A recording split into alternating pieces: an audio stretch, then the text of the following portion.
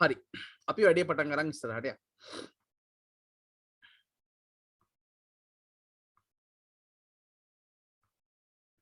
right දැන් මම දල මතක් කිරීමක් කරගෙන යන්නම්. zoom in වෙලා ඉන්නේ. right දැන් මොනවද ගුත්තිල කාව්‍යයේ තියෙන විශේෂ ලක්ෂණ මොනවද? ගුත්තිල කාව්‍යයේ තියෙන විශේෂ ලක්ෂණ මොනවද? ගුත්තිල කාව්‍යයේ තියෙන විශේෂ ලක්ෂණ ටික මම නිකන් සැකෙවින් මතක් කරගෙන කිව්වොත් දැන් අපි ගිය සතියේ පැය 4ක් පුරාවට දීර්ඝ වශයෙන් කතා කරානේ මම නිකන් අද පොඩි දල අදහසක් කියන්නම් ඕගලන්ට. ඒ තමයි දැන් ඕගොල්ලෝ දන්නවා ජාතක කතා පාදක කරගෙන රචිත කාව්‍ය නිර්මාණවල හරිද? ජාතක කතා පාදක කරගෙන රචිත කාව්‍ය නිර්මාණවල ඒ කාව්‍ය නිර්මාණ නම් කරපු ආකාර දෙකක් තියෙනවා. හරි? එකක් තමයි මේ පාදක කරගත්ත නැත්නම් මූලාශ්‍ර කරගත්ත ජාතකයේ නමින්ම ඒ කාව්‍ය ග්‍රන්ථය හඳුන්වලා තියෙනවා.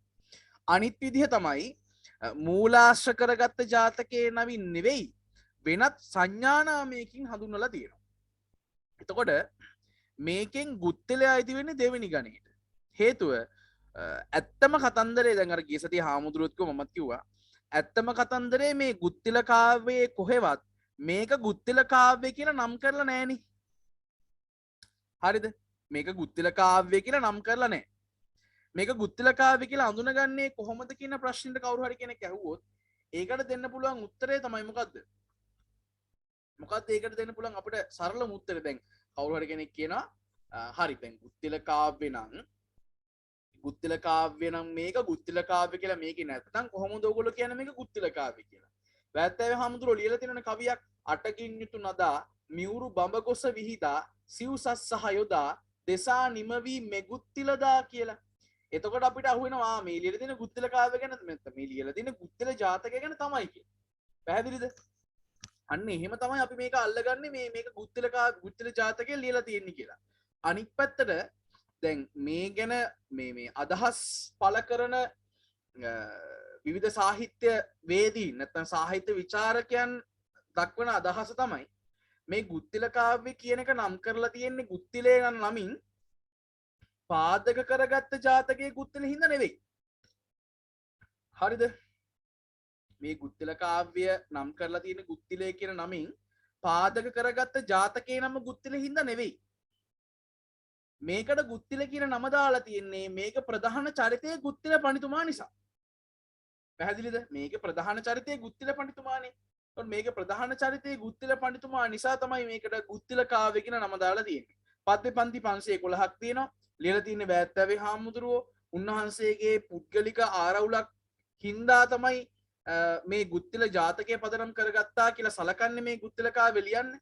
ඒ පුද්ගලික ආරවුල තමයි තොටගමේ ශ්‍රී රාහුල හාමුදුරුවෝ වෙච්ච උන්වහන්සේගේ ගුරු හිමිනමත් එක්ක පොඩි ඇති වුණා හිත් ආරවුලක් හිතමනාපයක්.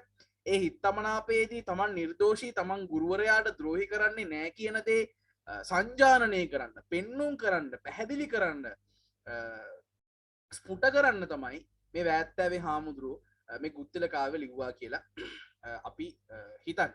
මේ වැත්තෑවේ හාමුදුරුවන්ගේ ගම අපි ගත්තොත් එහෙම කුරුණෑගල කියන ප්‍රදේශයේ මැදපත්තුවේ හත්පත්තු කෝරළේ වැත්තෑව කියන ප්‍රදේශය. එතකොට මේ වැත්තෑවේ හාමුදුරුවෝ මහාන වෙන්න කලින් නම අප්පුහාමි. ඊට පස්සේ අපිට යම් යම් ජනප්‍රවාදවල සඳහන් වෙනවා මේ වැත්තෑවේ හාමුදුරුවෝ පසු කාලෙක සිවුරු හැරියා කියලා. අපි කියනවා හීරලු කියලා. සිවුරු හල කියන අදහස තමයි සිවුරලු වෙලා හීරලු බවට පත් වෙන්නේ. අතු අර හීරලුවා කියන සතා හින්දා දැන් සාමාන්‍යයෙන් කියනවනේ ගමේ ගොඩේ කියනවා සිවුරු හැරලා හීරලුවා කියලා. හීරලුවා කියලා කියන මේ තරහට ද්වේෂයට අර හීරලුවා කියන සතා සංකේතවත් කරන්න කියන එකක් නෙවෙයි. සිවුරු හල සිවුරලු කියන අදහසින් තමයි හීරලුවා කියන නම පටවැදෙන්නේ. කොහොම වුණත් ඒක ජනප්‍රවාදයක් අපි දන්නේ නැහැනේ ඒක ඇත්තටම වුණාද කියලා. ඉතින් ඔන්න ওই ටික තමයි ගුත්තිල කාව්‍ය සම්බන්ධයෙන් අපිට ගන්න පුළුවන් දාලා අදහස් ටික. ඇත්තටම මේ ගුත්තිල කාව්‍ය ලිවීම සඳහා ආරාධනා කරා කියලා කියන සලාවත ජයපාල කියන මන්ත්‍රීවරයා අන්තිමට කෝට්ටේ මහරජධානියට මේ ගුත්තිල කාව්‍ය තෑගි ඔප්පුවක් විදිහට නැත්තම් ඔප්පු දුන්නා කියලා තමයි මේ අතීතයේ මේ ගැන සඳහන් වෙන්නේ. මේකේ ප්‍රධාන චරිත දෙකයි ඒ ගුත්තිල පඬිවරයා සහ මුසිල කියන ශිෂ්‍යයා. හරි අපි වැඩේ පටන් අරන් ඉස්සරහට යමු.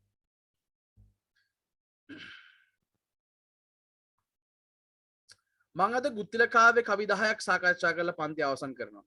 ගුත්තිල කාව්‍ය කවි 10ක් සාකච්ඡා කරලා අද පන්ති අවසන් කරනවා. එතකොට ඔයගලන්ට පොඩ්ඩක් පාඩම් හෙට තියෙන විෂය ගැන පොඩ්ඩක් පාඩම් කරලා නිදා ගන්න පුළුවන්. right. තාම ටියුට්ස් ගත්තේ නැති කට්ටිය ටියුට්ස් ගන්න දැන් පේනවනේ. මේ කවිය තේරුම් හිම ලියා ගන්න නැත්තම් බෑනේ ඔයගලන්ට. ඒ නිසා. සහ මේ ටියුට් එකේ යට හරියට යනකොට තියෙනවා මේ ටියුට් එකේ මේවා. තනිකරම අලුතින් දාපු ਵਿਚාර තියෙනවා. එතකොට අර උඩ තියෙන විස්තරත් මම වෙනස් කරලා දාලා තියෙන කලින් ටියුට් වලට වඩා. ඒ නිසා මේ ගැන පොඩ්ඩක් අවධානය යොමු කරන්න. right. ගුත්තිල ඇදුරු සඳ වේනා වයන ලෙස ඉඳ පසෙක පනවන ලද සුදුසු අස්නෙක ගොසින් උන් සඳ කිව්ව ගමන් මොකද උනේ කවිය නැති වුණා නේද? අමිති. ගුත්තිල ඇදුරු සඳ වේනා වයන ලෙස ඉඳ පසෙක පනවන ලද සුදුසු අස්නෙක ගොසින් උන් සඳ. ඉස්සෙල්ලාම බලන්න ගුත්තිල ඇදුරු සඳ වීණා වයන ලෙස ඉඳ පසෙක පනවන ලද සුදුසු අස්නෙක ගොසින් උන් සඳ. දැන් මෙතන ඉස්සෙල්ලාම තත්භව වචනයක් තියෙනවා ඇදුරු. ඇදුරු කියන තත්භව වචනයට අනුරූප තත්සමය මොකද්ද? ආචාර්ය. ඔන්න ඒකත් ඉගෙන ගන්න. ආචාර්ය. ආචාර්ය චන්ද්‍රයා තමයි ඇදුරු සඳ බවට පත් වෙන්නේ. ගුත්තිල කියන දැන් මේ බලන්නකෝ. සඳ කියන වචනය ඕකේ දෙතැනක යෙදිලා තියෙනවා. ඇසට හසුවන මායිමේ දෙතැනක යෙදිලා තියෙනවා මොනවද? සඳ කියන වචනේ. සඳ කියනකට තේරුම් ගොඩක් තියෙනවා. එකක් තමයි චන්ද්‍රයා. චන්ද්‍රයා චන්ද්‍රය කියලා කියන්නේ මේ ගමේ ඉන්න චන්ද්‍රේ මාමනේ චන්ද්‍රයා. එහෙම නෙවෙයි. චන්ද්‍රයා සඳ. චන්ද්‍රයා ඊට පස්සේ උතුම් මිනිසා උතුම් කියලා මම ලියන්නම්. ඊට පස්සේ ගුරුවරයා කාලය ඔන්න ඔය වගේ අදහස් තියෙනවා. දැන් ඔය ඉස්සර ජාතක කතාවලම තියෙනවා එසඳ මහා බෝසතාණෝ කියලා එහෙම තියෙනවා. එසඳ ඒ කියන්නේ ඒ කාලයේ කියන අදහස. සඳ කියන වචනෙට බොහෝ තේරුම් තියෙනවා. දැන් මෙතන බලන්න. ගුත්තිල ඇදුරු සඳ වීණා වයන ලෙස ඉඳ පසෙක පනවන ලද සුදුසු වස්නක ගොසින් උන් සඳ. දැන් මේ කියන්නේ මොකද්ද දන්නවද? මම මොකද්ද කියන්නේ කියන එකට කලින් ඉස්සෙල්ලා මේකේ වචනාර්ථ කියලා දෙලා ඉන්නකෝ. ගුත්තිල ඇදුරු සඳ. ගුත්තිල කියන ගුත්තිල ඇදුරු කියන මේ උතුම් ගුරුවරයා නැත්තම් ගුත්තිල කියන මේ උතුම් ගුරුවරයා වීණා වයන ලෙස ඉඳ වීණාව වාදනය කිරීම පිණිස පසෙක පනවන ලද පැත්තකින් පනවපු පැත්තකින් සූදානම් කරපු සුදුසු වස්නක ගොසින් උන් සඳ. පැත්තකින් සූදානම් කරලා තිබ්බ ආසනයකට ගිහිල්ලා ඉන්න සඳ ඉන්න කාලයේ. දැන් මම මේ අවස්ථාව නිකන් ඔයගලන්ට ඇඳලා පෙන්නන්නද මෙන්න මෙහෙම එකක් ඔක උනේ හරිද? ඔයගොල්ලෝ දන්නේනේ මම ඒ කාලේ හිටියනේ. ඒකයි මම මේක දන්නේ. ඇක්චුවලි හරිද? දැන් මෙතන ඉන්නවා කිං. කිං කොකනට්. කවුද කිං කියන්නේ? මේ අපේ රජතුමා. දැන් මේ තියෙන රාජ සභාව. මේ පැත්තෙන් ඉන්නවා ගුත්තිල. මම මේ මෙතන ගු කියලා ලියනවා. ගු කියන අසුචි කියන එක නෙවෙයි. ගුත්තිල කියන්නේ. ගු. ඒ කියන්නේ ගුත්තිල ඇදුරු සඳ වීණා වයන ලෙස ඉඳ. ඔන්න දැන් ගුත්තිල ආචාර්යවරයා රාජසභාවට එනවා. ඇවිල්ලා මොකද කරන්නේ? රජතුමනි බ්‍රෝ කොහමද? ඉතින් කොහමද වාස් හැපේ ඉන්නවද? මං ආවේ මේක පොඩ ප්ලේ කරලා යන්න. එහෙම නෙවෙයිනේ. රජතුමා ගාවට ගිහිල්ලා දණ්ඩ නමස්කාර කරලා පසඟ පිහිටුවලා වැඳලා රජතුමාගෙන් අවසර අරගෙන ඊට පස්සේ රජතුමාගේ කෙලින් හිටගෙන එහෙම ඉන්න බෑ. කවදා හරි දවසක රජ කෙනෙක් හම්බුනොත් එහෙම රජතුමාගේ කෙලින් මෙහෙම බලාගෙන ඉන්න එපා. එතකොට බෙල්ල කපලා මරනවා රජතුමා. ඒ නිසා පැත්තකටලා ඉන්න ඕනේ. රජතුමාට කෙලින් මෙහෙම ඉන්න නැතුව පොඩ්ඩක් පැත්තකට වෙන්න ඕනේ.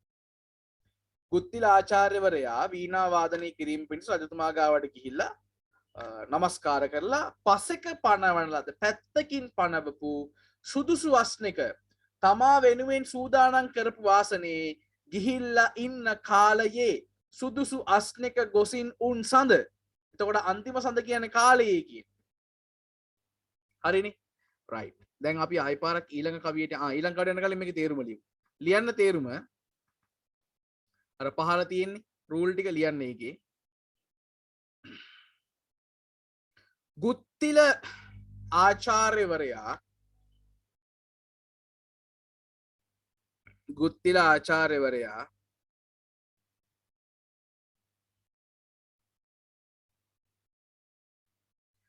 වීණා වාදනය කිරීම පිණිස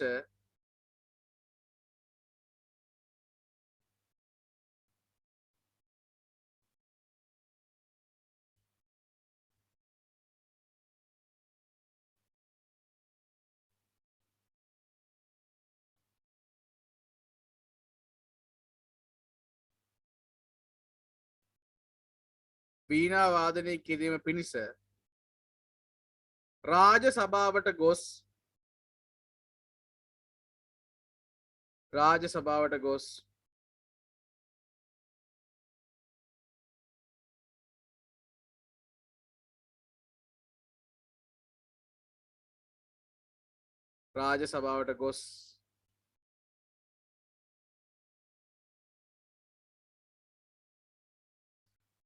රජතුමාට ආචාර කොට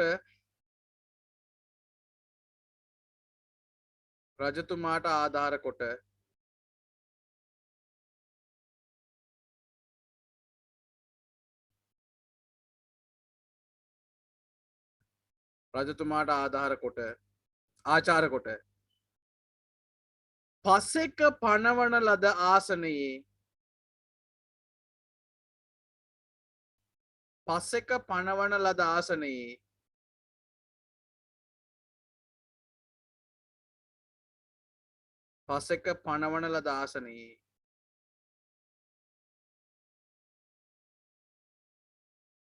සිටින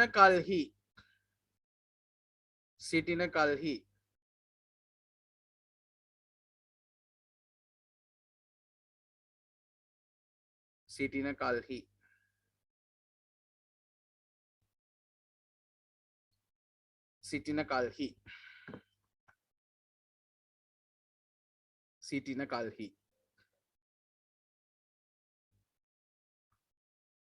දැන් ඇත්තටම ඔන්න ගුත්තිල පඬිවරයා මොකද කරන්නේ?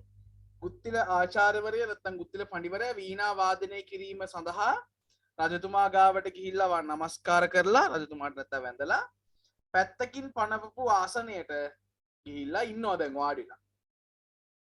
දැන් මට මතක් වෙනවා ඔක කියනකොටම මේ ඉස්සර දැන් මම ඉස්සර ඉස්කෝලේ ගිටාර් වාදනය කරානේ අපේ ඔකෙස්ට්‍රා එකේ. එතකොට මේ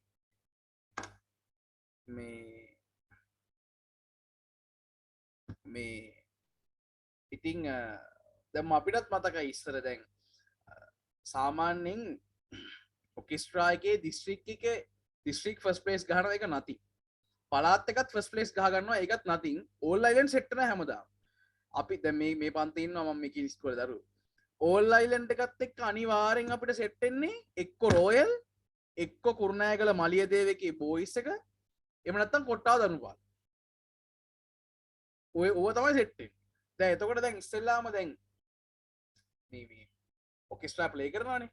ප්ලේ කරාම ඉතින් දැන් අනිත් ඉස්කෝලේ කොහොමද ප්ලේ කරන්නේ? උන්ගේ පාවිච්චි කරන ටෙක්නික්ස් මොනවද? ඊට පස්සේ දැන් අපිට මට හොඳට මතක සිද්ධියක් තියෙනවා. දැන් මේවා හරි රහ කතා. හොඳ නොස්ටැල්ජි කෑලි මේවා. අපි අන්තිමටම අපි A level කරන කාලේ නෑ A level කරාට පස්සේ ඊළඟ අවුරුද්ද A level කරාට පස්සේ අවුරුද්දෙත් අපිට ප්ලේ කරන්න දුන්න ඉස්කෝලෙන්. හේතුව මේ අපේ පස්සේ හිටපු මේ වාදන ශිල්පීන් තාම පොඩක් මදි ලෙවල් එකට ප්ලේ කරගන්න බැරි නිසා අපිට එන්න කියලා කිව්වා. අපිට ඉතින් යන්න පුළුවන් නේ. ඒ කාලේ ඉතින් රැවුල පොඩ්ඩක් කැපලා ස්කූල් යුනිෆෝම් එක අඳින්න පුළුවන්. A level කරලා අවුරුද්දයි ඉතින් ගියා. ගිහිල්ලා අපිට ඕල් අයිලන්ඩ් ගහන්න තිබ්බේ මේ වැටුනේ අපිට පණිපිටි ධර්මපාලි. මගේ ඉස්කෝලේ නවනගර කුමර මහා විද්‍යාලය. එතකොට මේ අපි දැන් ගිහිල්ලා බලාගෙන ඉන්නවා. අපේ ඔකෙස්ට්‍රා එකේ අපි ගහපු මේ පීස් එක හැදුවේ ඉන්දියාවේ තියෙනවා රාගයක් මියාකි මල්හාර් කියලා. මියුසික් කරලා ළමයි අහලා තියෙන්නේ. මියාකි මල්හාර් රාගේ සාමාන්‍යයෙන් ප්ලේ කරන්නේ වැස්ස නැති වුණාම වැස්ස ගන්න. මන් දන්නේ මොකද්ද ඒකේ තියෙන කතන්දරේ කියලා. සාමාන්‍යයෙන් අපි ඒක රිහර්සල් කරපු ගොඩාක් වෙලාවට වැස්ස වහිනවා අන්තිමට. හයියෙන් වහින්නේ නැහැ. පොඩි පොදයක් යනවා. ඒක බොහෝ වෙලාවට වෙච්ච දෙයක්. කොහොම නමුත් දැන් ඔන්න අපි ගිහිල්ලා බලන් ඉන්නවා. ඒකේ අන්තිමට අපි අර පර්කෂන් ගහන මල්ලි කෙනෙක් හිටියා. මේ හනුම කියලා කියන්නේ මිනිහට ඉස්කෝලේදී. කලයක් අරගෙන කලයට බොරළු දාලා මෙහෙම කලේ බිම තියලා මෙහෙම රෝල් කරනවා. රෝල් කරාම චර චර චර ගාලා වැස්ස වැට සද්දය එනවා. ඊට කලින් ඒක මෙහෙම අර ෂේකර් එක වගේ දෙපැත්තට මෙහෙම හෙල්ලුවාම නිකන් අර සලසල ගාලා හද්දෙකුත් එනවා.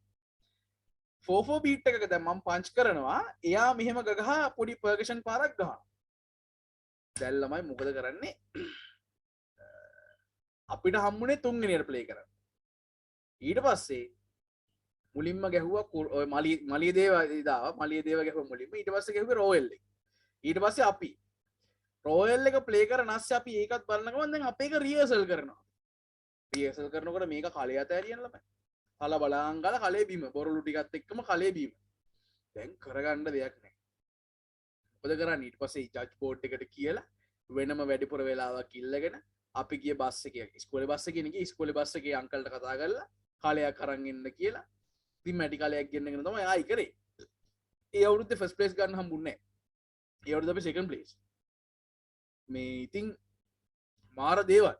ඒවා ඉතින් හරි අමුතු මතක සටහන්. දැන් සාමාන්‍යයෙන් සංගීත තරගයකට යනකොට අපි ප්ලේ කරන සංගීත තරගයක් නම් කෑ ගහලා සින්දු කියන්නේ ඇයි? වොයිස් ගියට ප්‍රශ්නයක් නැහැනේ. අපි ප්ලේ කරන එකනේ කරන්නේ. ඉතින් අපේ සංගීත මිස් මේ වෙලාව මතක් කරන්න ඕනි. ඉතින් ඒගොල්ලොත් අපිත් එක්ක ඒ කාලේ තාමත් ඉතින් යාළුවෝ මිත්‍රයෝ වගේ ඉන්නවා. දැන් මේ වෙනකොට ඉතින් හරි සතුටුයි ඒවා මතක් කරනකොට මාර දේවල්. ඉතින් කොහොම හරි දැන් ඔන්න ගුත්තිල පඬිවරයාත් මේ වීණා වාදනය කිරීම පිණිස ඇවිල්ලා ඉන්නකොට දෙවනි කවිය. නොදැනම තමා බල සබයට අවුත් නොපැකිල වැඳ රද පද කමල දෙසක මූසිලයාද උන් කල. නොදැනම තමා බල. දැන් මිනිස්සෙක් වුණාම Tamanට පුළුවන් දේවල් මොනවද Tamanට බැරි දේවල් මොනවද කියලා තේරුම් ගන්න එපා. දැන් මිනිස්සෙක් ඉන්නවා නොදැනම තමා බල. එයාට පුළුවන් දේ මොනවද එයාට බැරි දේ මොනවද කියලා එයා දන්නේ. නොදැනම තමා බල සබයට අවුත් නොපැකිල රාජ සභාවට කිසිම පැකිලීමකින් තොරව ඇවිල්ලා වැඳ රද පද කමල පුළුවන් නම් කියන්නකෝ කාව්‍ය අලංකාරය මොකක්ද කියලා. මං ඉහි කෙස් ගන්නට උගන්ලා දිනවනේ මේ කාව්‍ය අලංකාරය මොකක්ද කියලා. වැඳ රද පද කමල එකම ශබ්දය නැවත නැවත ඇහෙනවා. ෂා ඔය කියන්නේ කට්ටිය අනුප්‍රාසය ගුඩ් නියමයි. අනුප්‍රාසය. එතකොට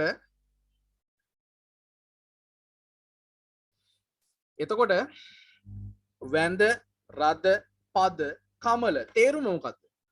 රජතුමාගේ පාද නැමැති නෙළුම් මල් වන්දනාමාන කරලා.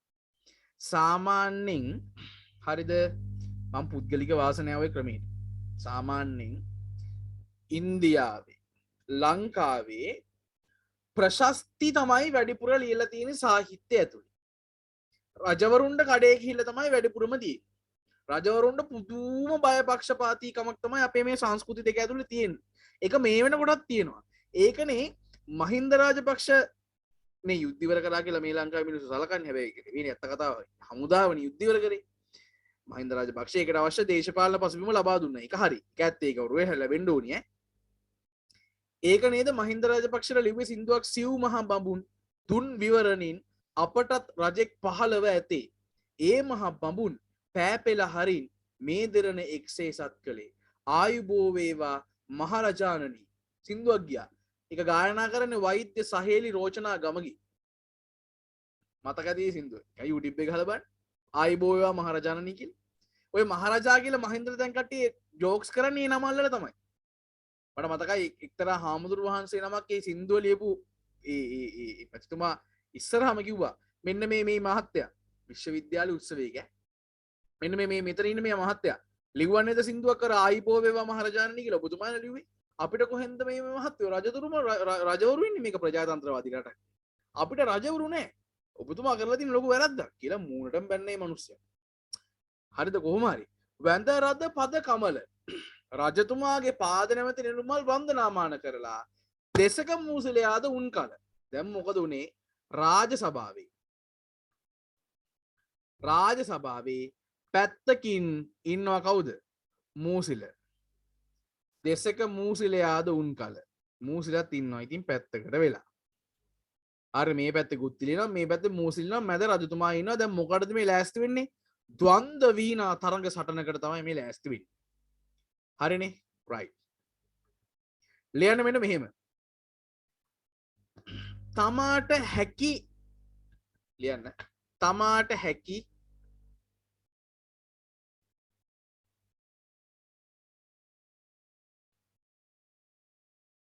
නොහැකි තමාට හැකි කෙටීරක් නොහැකි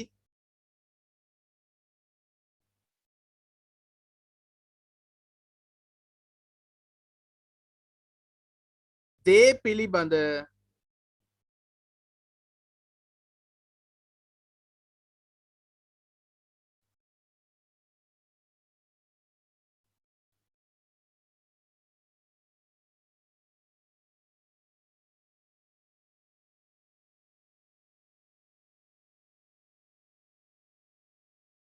අදහසක් පවා නොමැතිව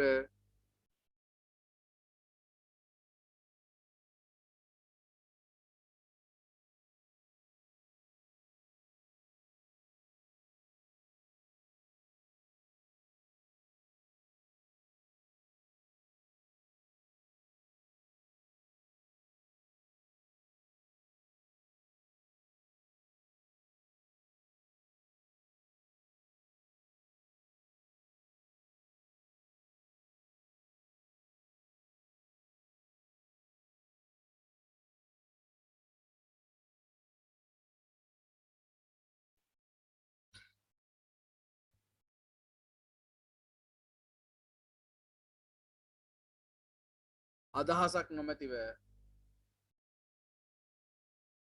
තමාට හැකි කෙටීරක් නොහැකි දේ පිළිබඳව අදහසක් නොමැතිව රාජ සභාවට ගිය මූසිල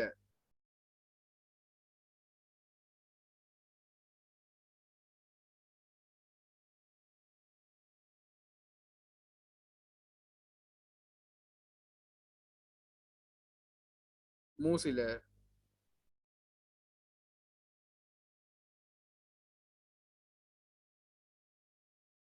මූසිල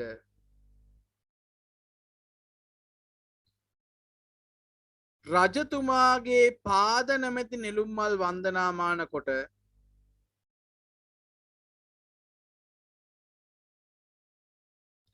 රජතුමාගේ පාද නැමැති නෙළුම් මල් වන්දනාමාන කොට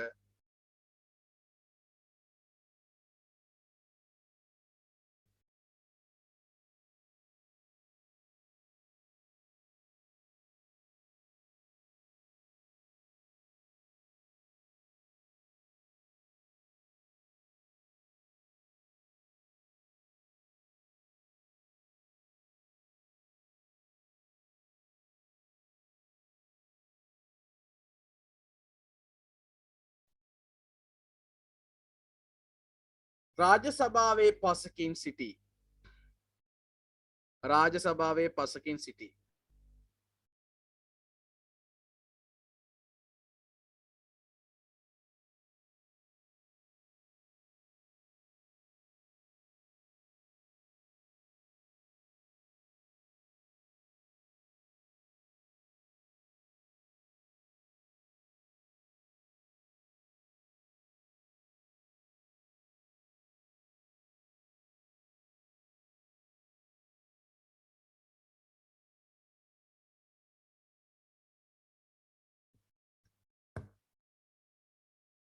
හරිනේ රයිට් දැන්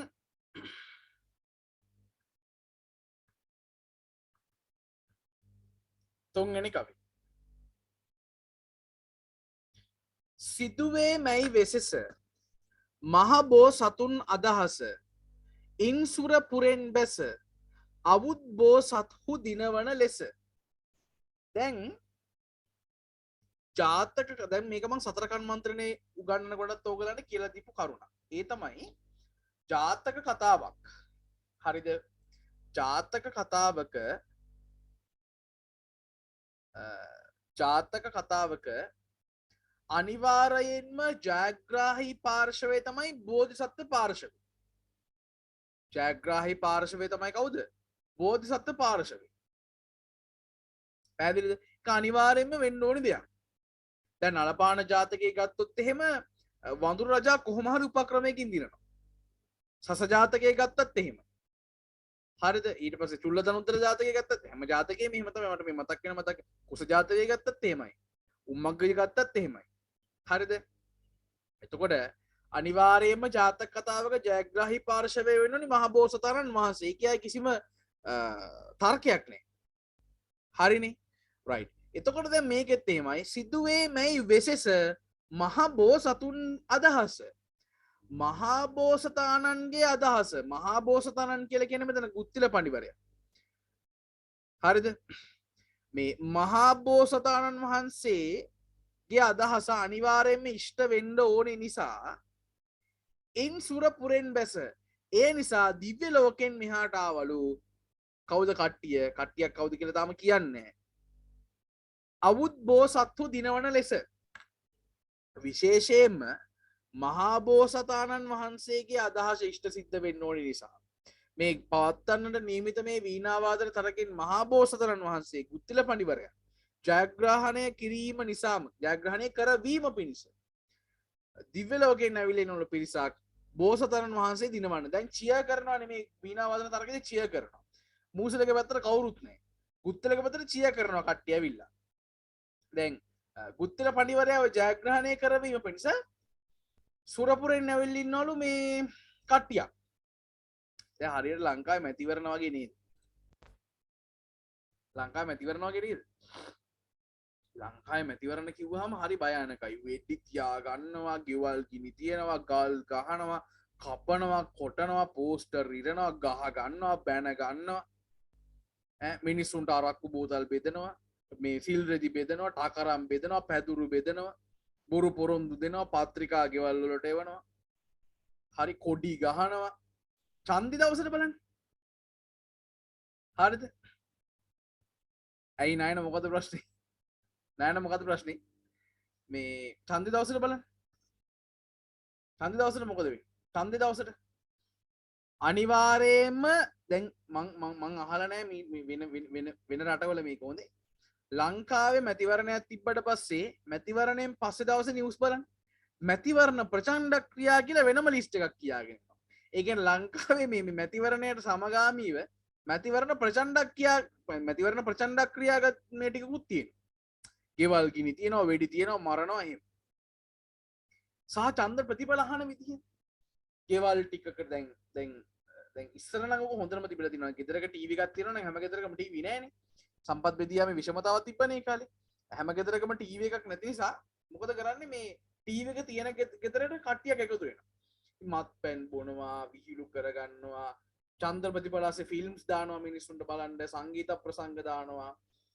ඔය මංචි සමග රිදීරයක් වගේ කොන්සර්ට් දානවා බලන්න. ඒක වෙන එකක්. දැන් ඊට පස්සේ ඕක තියෙන මේ ලස්සනම කාරණාව තමයි මේ දැන් මේ අපි හිතමුකෝ දැන් අපේ ගෙදර පෙරමුණේ කියලා දහස් පක්ෂ කියලා හිතන්නකෝ. එහා පැත්ත ගෙදර UMP වුණොත් එහෙම තව මරු ඉතින්. ඒ කියන්නේ හින් ගහ ගන්නවා එහෙමනේ එහෙම ලංකාවේ හැටෙන්නේ. දැන් ලංකාවේ මැතිවරණයක් වගේ තමයි මේ ගුත්තිල මූසලගේ වීණා වාදන තරගයක්. දැන් ඒක තියෙන එකම අඩුපාඩුව තමයි මූසලගේ පැත්තට කවුරුත් නැහැ කියනල්ලා.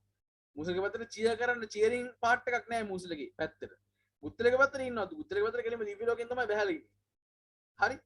සිදුවේමයි වෙසස මහ බෝසතුන් අදහස ඉන්සුර පුරෙන් බැස අබුත් බෝසත්හු දිනවන ලෙස ලියන්න මෙන්න මෙහෙම. නයන වගේ පණිවිඩය මට තේරෙන්නේ නැහැ. ඒක ඉතුරු ටිකත් කියලවන්න. ලියන්න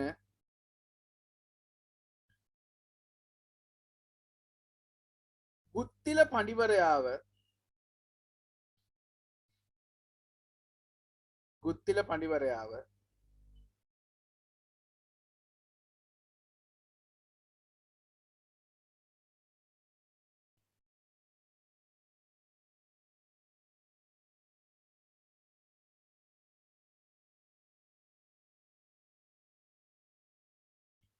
ජයග්‍රහණය කරවීම පිණිස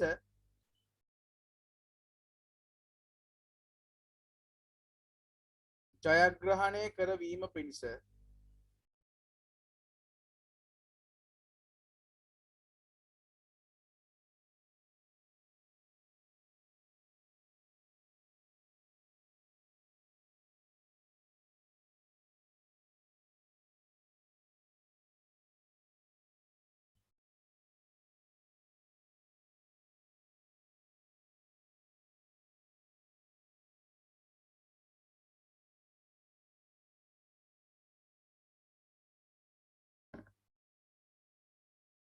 ජයග්‍රහණය කරවීම පිණිස මම මොකද කිව්වේ මට කීප ජාතක කතාවක විශේෂ ලක්ෂණ කියලා මම කිව්වේ ඔයාලා මතක් කරන්න මම කිව්වේ මොකද කියලා මම කිව්වේ මොකද කියලා මට මතක් නැහැ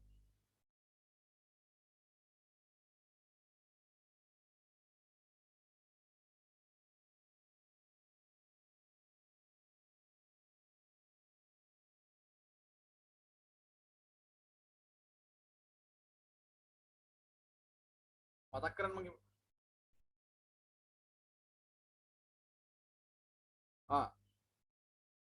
ගුත්තිල පඬිවරයාව ජයග්‍රහණය කරවීම පිණිස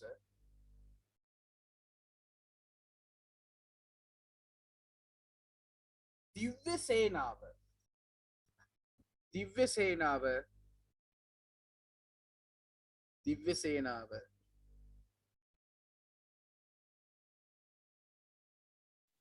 දිව්‍ය ලෝකයේ සිට දිව්‍ය සේනාව දිව්‍ය ලෝකයේ සිට පැමිණෙයි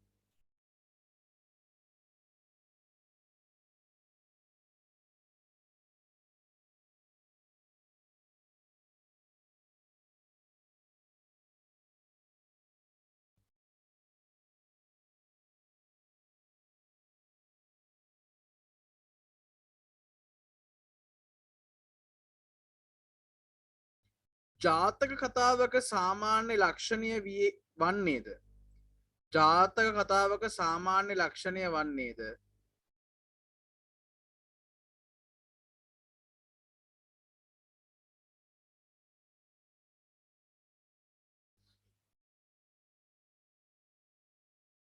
සාමාන්‍ය ලක්ෂණය වන්නේද බෝධිසත්ව චරිතයේ ජයග්‍රහණය කරවීමයි බෝධිසත්ව චරිතයේ ජයග්‍රහණය කරවීමයි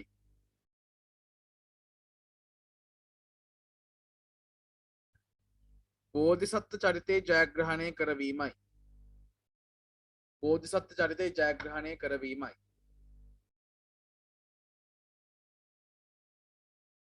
බෝසත්ව චරිතයේ ජයග්‍රහණය කරවීමයි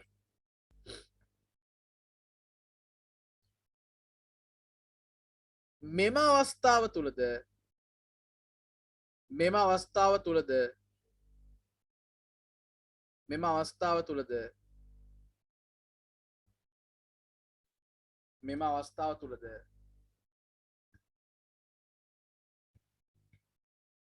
ගුත්තිල පඬිවරයාව ජයග්‍රහණය කරවීම උදෙසා ගුත්තිල පඬිවරයාව ජයග්‍රහණය කරවීම උදෙසා ගුත්තිල පඬිවරයාව ජයග්‍රහණය කරවීම උදෙසා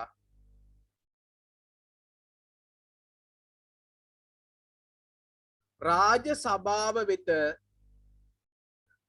රාජ සභාව වෙත රාජ සභාව වෙත දිව්‍ය සේනාව පැමිණෙන්නේ රාජ සභාව වෙත දිව්‍ය සේනාව පැමිණෙන්නේ එබැවිනි දිව්‍ය සේනාව පැමිණෙන්නේ එබැවිනි දිව්‍ය සේනාව පැමිණෙන්නේ එබැවිනි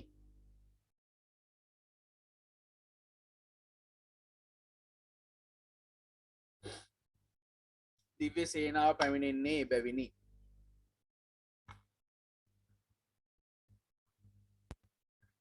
හරි. අංක 4.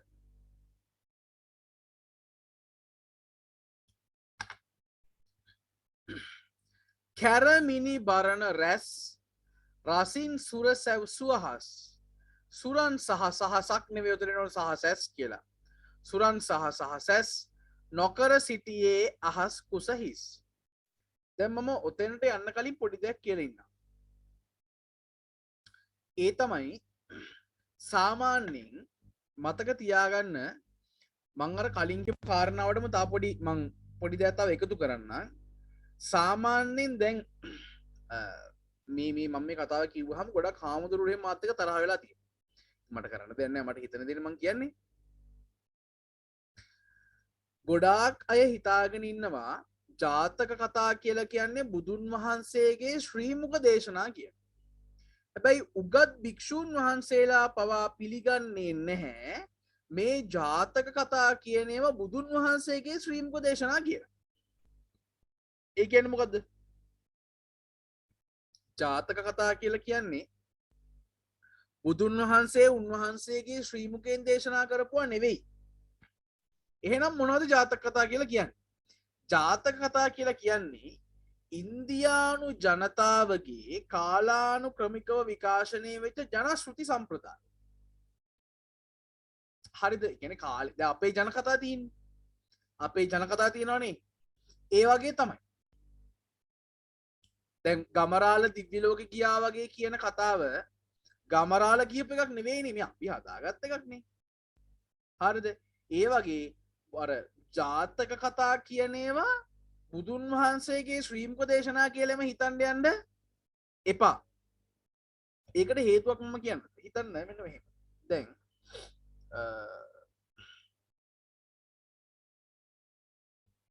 අපි හිතමු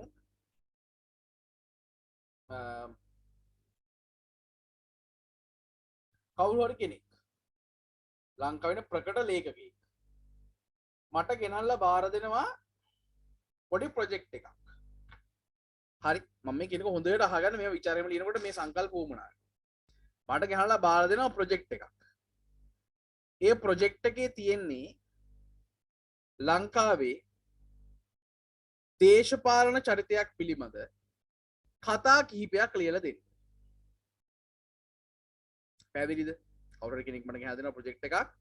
ඒ ප්‍රොජෙක්ට් එක තමයි ලංකාවේ ඉන්න කවුරු හිටපු අපිට මෙහෙම ලංකාවේ හිටපු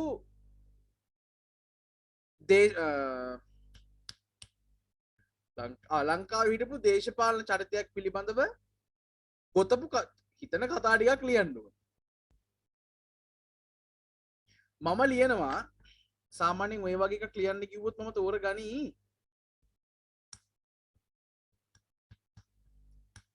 ජයරාජ් ප්‍රනන්දු පුල්ලේ හෝ ලක්ෂ්ම කදිරගාම දෙන්නගෙන් කෙනෙක් මම තෝරගනි. දැන් මට පෙන්වන්න උත්සාහ කරන්න ඕමුණා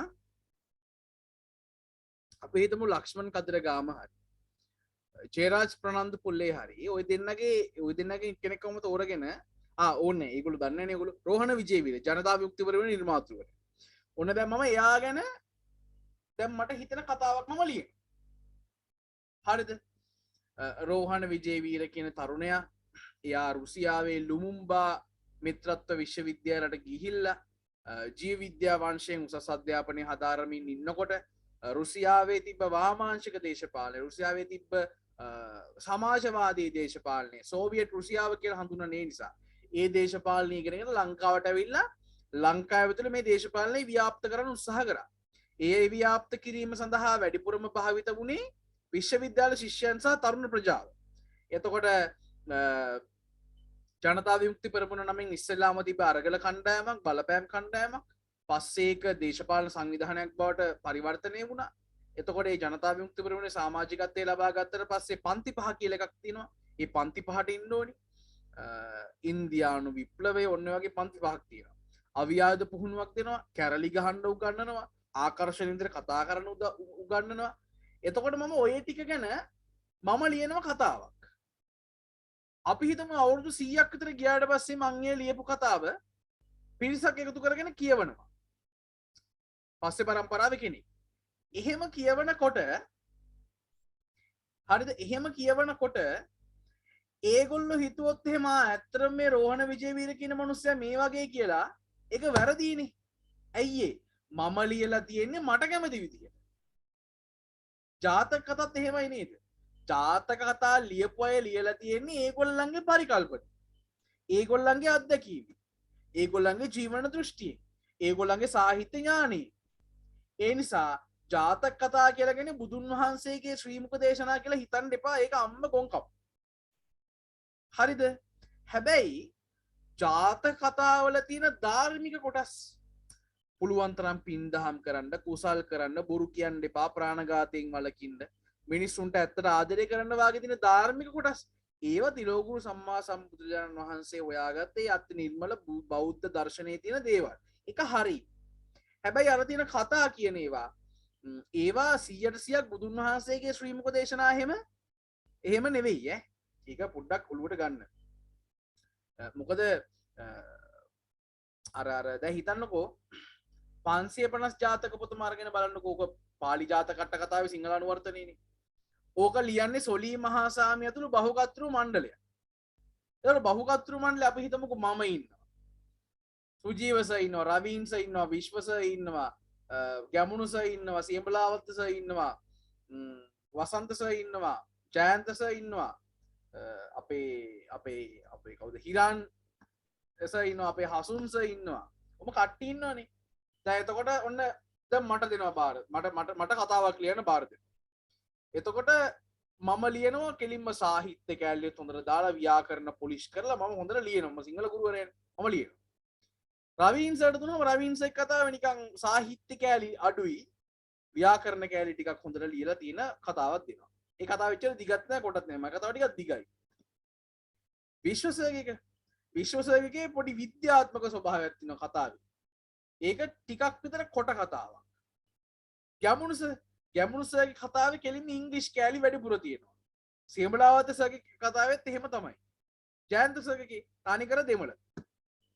තනිකර දෙමළ දී. හරිද? එතකොට අපි දැන් සුජීව සර්ගේ කතාවේ ඉතිහාසයේ කැලි වැඩිපුර තියෙන, සාහිත්‍ය ස්වරූපයෙන් ටිකක් වැඩිපුර බර වෙච්ච කතාවක් තියෙන්නේ. එතකොට මේ අපි හැමෝම ලියන කතා එකකට එකක් වෙනස් නේ. එකකට එකක් වෙනස් නේ. ජාතක කතාවත් එහෙමනේ. 550 ජාතක පොතේ දැන් මගේ මෙන්න මෙතන කැමරා මම හැරෙව්වොත් මෙන්න මෙතන මේ දිනේ 550 ජාතක පොත. එතකොට ඔය දින 550 ජාතක පොතේ සමහර ජාතක හරි. සමහර ජාතක තියෙනවා මේ පිටු භාගය. ජාතකයේම පිටු භාගය. තව ඒවා තියෙනවා පිටු 10 12 දිග කතා. තව ඒවා තියෙනවා ව්‍යාකරණ හරිම අවුල්. සාහිත්‍ය හොඳයි. තව සමහර කතා තියෙනවා ප්‍රේම කතා. තව සමහර කතා තියෙනවා යුද්ධ කතා. සත්තුන්ගේ කතා තියෙනවා. සතුන් පාදක කරගත්ත කතා තියෙනවා. ඔය විදිහට බැලුවහම මොකක්ද අපිට අහුවෙන්නේ? ජාතක කතා ටික ලියලා තියෙන්නේ ඒ කතුවරයාගේ තම නැනපමණ. ඒ කතුවරුන්ගේ තියෙන ඥාන ස්වභාවය මතින් තමයි ඒක ලියලා තියෙන්නේ. එතකොට එහෙම කියවපු ජාතක කතා අපි කියනවා මෙයා බුදුන් වහන්සේගේ ශ්‍රී මුඛ දේශනා කියලා. බුදුන් වහන්සේට කරන ලොකු අගෞරවයක් ඒක. බුදුන් වහන්සේට කරන ලොකු අගෞරවයක් ඒක. උන්වහන්සේ මෙහෙමනේ බුදු කෙනෙක්නේ. මම හිතන්නේ නැහැ ජාතක කතා කිය ඉඳී කියලා බුදු කෙනෙක්. උන්වහන්සේට ඊට වඩා ලොකු වැඩ ප්‍රමාණයක් තිබ්බ කරන්න. උන්වහන්සේ මේ ලෝකෙට බිහි වෙන්නේ මේ උත්තුංග කාරණා උදෙසා. ඒ කාරණා ඇසුරින් හදපු කතා තමයි අපි කියවන්නේ. ජාතක කතා කියන. ඒක හරි ඈ. ඒක පිළිගන්න පුළුවන්. ඒ අරන්නේ ජාතක කතා කියන්නේ බුදුන් වහන්සේගේ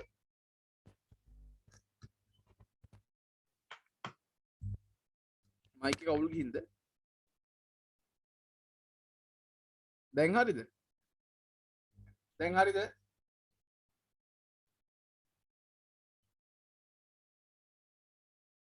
හරි නේද? රයිට්. ඒ අරන්නේ මේ ජාතක කතා කියලා කියන්නේ බුදුන් වහන්සේගේ ශ්‍රී මුඛ දේශනා හැම නෙවෙයි ඈ. ඒක පොඩ්ඩක් ඔලුවට ගන්න හැමෝම. හරි ඊළඟට හරි දැන් මාව ඇහෙනවද? ඊළඟට දැන් ඔන්න මේ ජාතක කතා ගැන මට තව පොඩි දෙයක් කියන්න තිබ්බා. ඒ තමයි මේ අර මම කිව්වනේ බෝධිසත්ව චරිතය දිනවනවා කියලා. මතක තියාගන්න සරලවම ජාතක කතාවක් කියලා කියන දැන් ජාතක කතාවක තියෙනවනේ පුතා ප්‍රධාන වශයෙන් කොටස් තුනක්. අතීත කතාව මේ සමා වෙන වර්තමාන කතාව අතීත කතාව පූර්වාපර සංදි කැලපීම හේවත් සමුදාන. හරිනේ. එතකොට සරලවම ජාතකයක් කියන්නේ මොකක්ද කියලා ඇහුවොත් එහෙම බුදුන් වහන්සේ නැත්නම් බෝධිසත්ව චරිතයේ పూర్ව ආත්ම භාවයන් පිළිබඳව කියවෙන මේ పూర్වාත්ම භාවයන් පිළිබඳව කියවෙන කතාවලට තමයි අපි ජාතක කතා කියලා කියන්නේ. බුදුන් වහන්සේගේ పూర్වාත්ම භාවයන් පිළිබඳ කියවෙන කතාවලට තමයි අපි මේ ජාතක කතා කියලා කියන්නේ. එහෙම නම් ජාතක කතාවක අනිවාර්යයෙන්ම බෝධිසත්ව චරිතේ දිනන්න ඕනිමයි. දිනන්න ඕනිමයිනේ. නේද? දැන් ෆිල්ම් එකක් ගත්තොත් එහෙම හේමාල් නම් ප්‍රධාන චරිතයට ඉන්නේ. අනිවාර්යෙන් හේමාල් තමයි ෆිල්ම් එක ඇතුලේ දිනන්නේ. ඒක හරි සරල කතාවක්නේ. එතකොට ඒක තමයි ওই ජාතක කතාවක වෙන්නේ. දැන් ඕක හරියට කියලා දුන්නේ නැත්නම් ඔයගොල්ලෝ පටල ගන්නවනේ. දැන් ඕගොල්ලන්ට ප්‍රශ්න තියෙනවා ඇයි එතකොට ශක්‍රයා ඉන්නේ ගුත්තිලගේ පැත්තටමයි ඉතින් මූසිලගේ පැත්ත ගන්න තිබ්බනේ කියලා හිතනවනේ. එහෙම වෙන්නේ නැත්තේ පුතේ. අනිවාර්යයෙන්ම ජාතකයේ දිනන්න ඕනේ බෝධිසත්ව චරිතය. ඒක කොහොම වුණත් එහෙමයි. හදිස්සියේ හරි ඔතනට ශක්‍රයා කඩාපාතුනේ නැත්නම් ගුත්තිල පරාද වෙන්න කියලා තිබ්බා. ඇයි ඒ කියලා මම දැන් ඊළඟ කවියේදී කියනවා. රයිට්. අපි යන් ඊළඟ කවියට.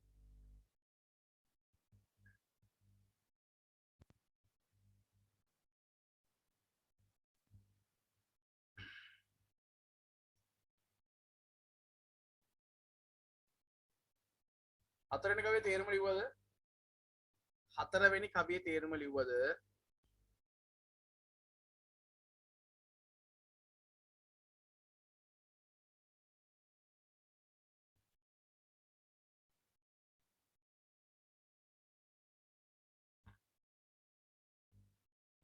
නෑ නේද? රයිට්. ලියන්න මෙන්න මෙහෙම.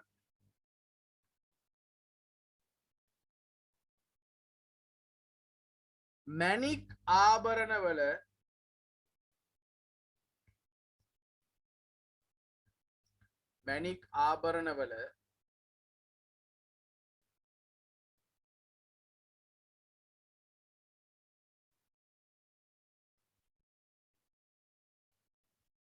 රශ්මිය විහිදුවමින් මැණික් ආභරණවල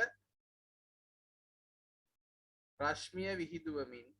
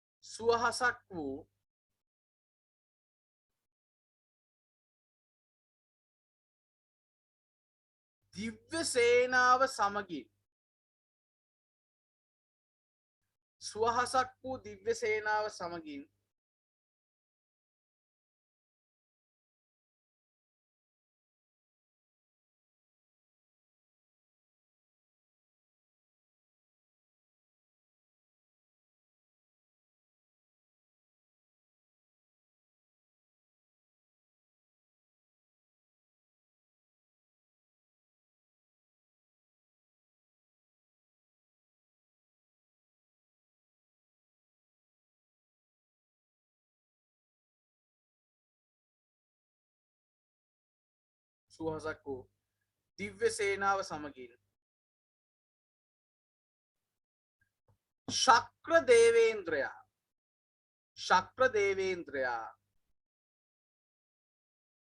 ශක්‍ර දේවේන්ද්‍රයා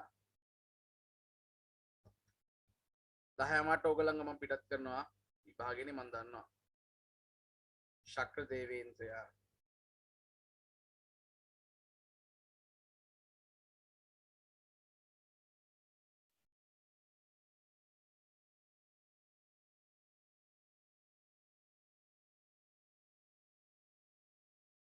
පැමිණ සිටියේය. පැමිණ සිටියේය.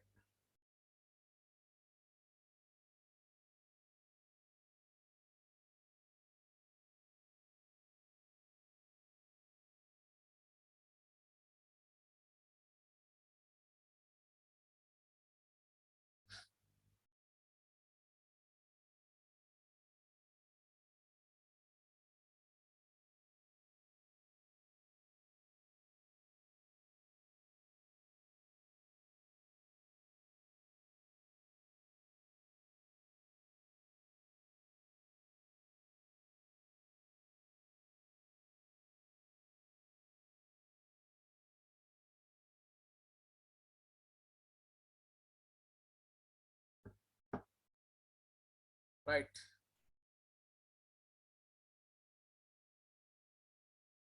මෙතන මිනිබර අපි එකත් ලියාගෙන මෙතන මිනිබරණ කියලා කියන්නේ මැණික් ආභරණ. මිනිබරණ කියන්නේ මැණික් ආභරණ.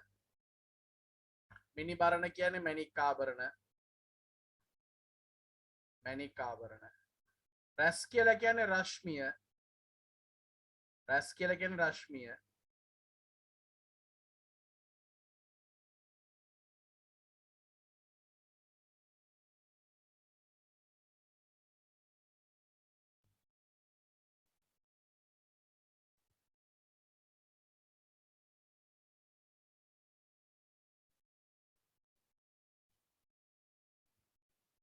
රශ්මිය.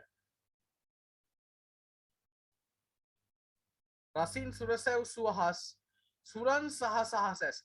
සුරන් කියලා කියන්නේ මෙතන දිව්‍ය සේනාව. දිව්‍ය සේනාව.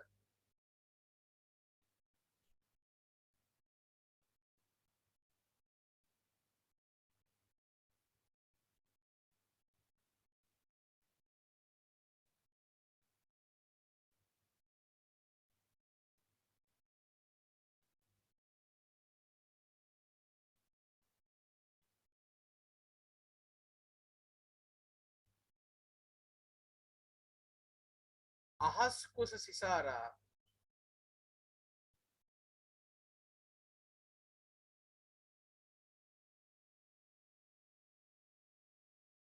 අහස් කුස සිසාරා.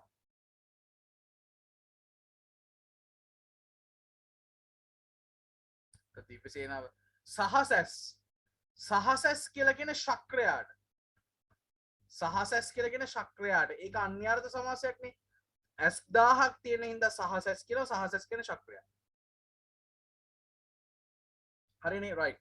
පස්වෙනි කවිය.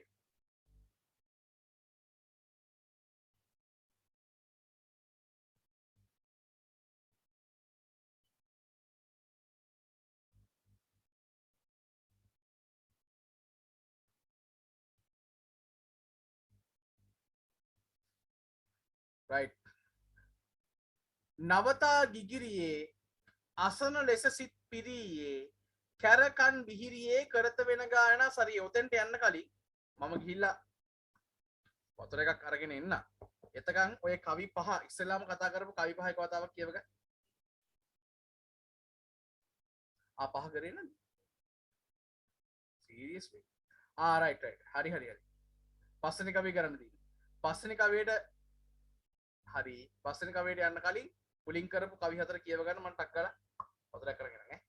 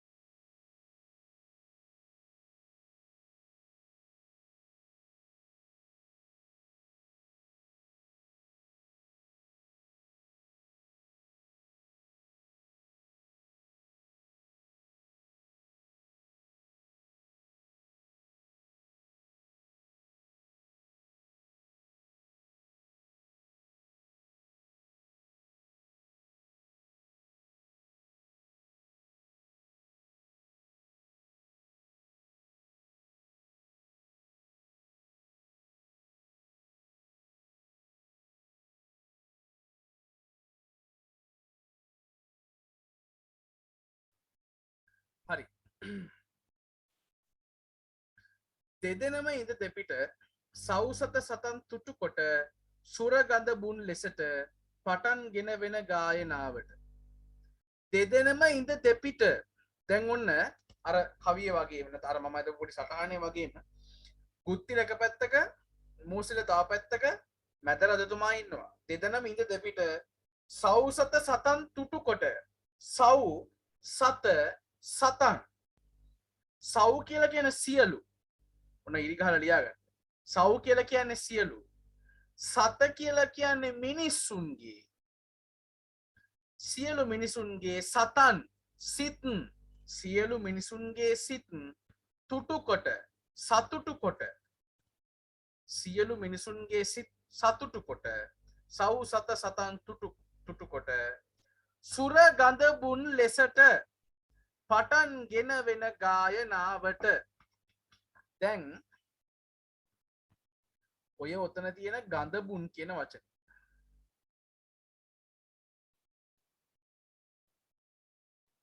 ගඳබුන් ගඳබුන් කියලා කියන්නේ තත්භව වචනයක්. ඕකට අදාළ තත්සමය තමයි ගාන්ධර්ව. ගාන්ධර්ව කියලා කියන්නේ සංගීත ශිල්පියාටනේ. සුර ගඳබුන් සුර ගඳබුන් සුර කියලා කියන්නේ දිව්‍ය දිව්‍ය ගාන්ධර්වය වගේ. ඒ කියන්නේ දිව්‍ය ලෝකයේ ඉන්න සංගීතඥයා වගේලු. සුර ගඳබුන් ලෙසට පටන් ගෙන වෙන ගායනාවට. දිව්‍ය ලෝකයේ ඉන්න සංගීත ශිල්පියන් වගේලු මේ ගුත්තිල සහ මූසිල වීණා වාදනය කරන පටන් ගත්තේ. ඔය කියන්නේ දෙදෙනම ඉඳ දෙපිට දෙන්න දෙපැත්තේ ඉඳලා සියලු ජනතාවගේ සිත් සතන් සතුටු කරලා දිව්‍ය ගාන්ධර්වයන් වගේ සුර ගඳබුන් ලෙසට පටන් ගෙන වෙන ගායනාවට වීණා වාදනය කරන්න පටන් ගත්තා. පටන් ගත්තලු වීණා වාදනය කරන්න. හරිනේ. ලියන්න තේරුම මෙන්න මෙහෙම. රජතුමාගෙන් අවසරගත් දෙදෙනා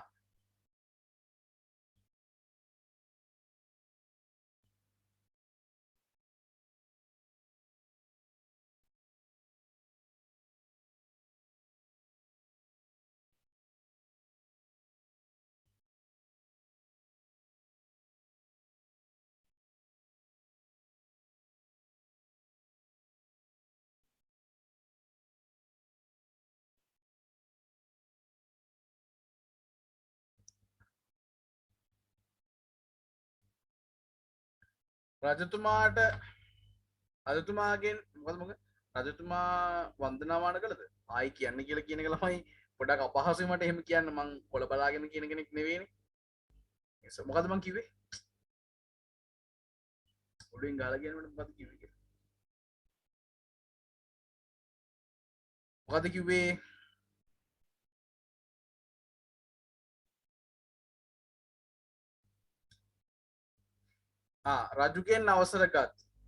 රජුගෙන් අවසරගත් ගුත්තිල සහ මූසිල දෙදෙනා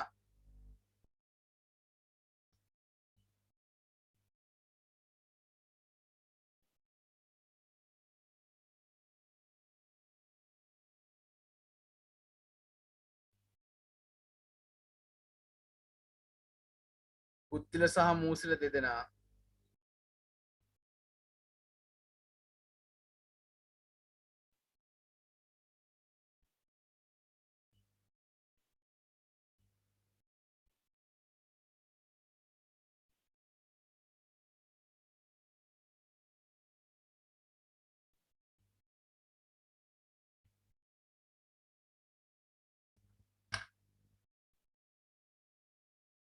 රාජ සභාවේ දෙපසට වී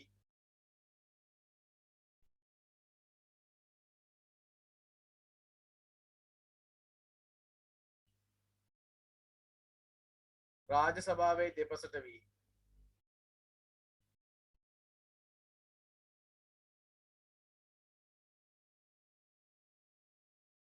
සියලු ජනතාවගේ සිත් සතන් සතුටු කොට සියලු ජනතාවගේ සිත් සතන් සතුටු කොට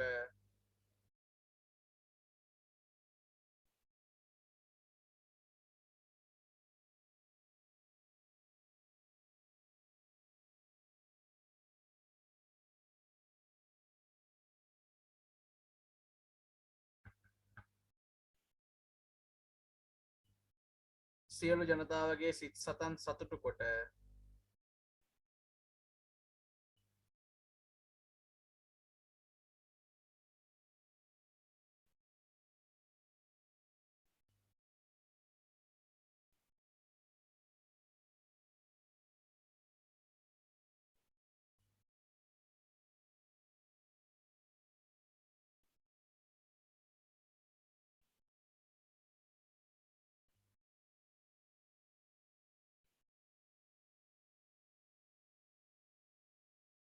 දිව්‍ය ගාන්ධර්වයන් ලෙසට දිව්‍ය ගාන්ධර්වයන් ලෙසට දිව්‍ය ගාන්ධර්වයන් ලෙසට දිව්‍ය ගාන්ධර්වයන් ලෙසට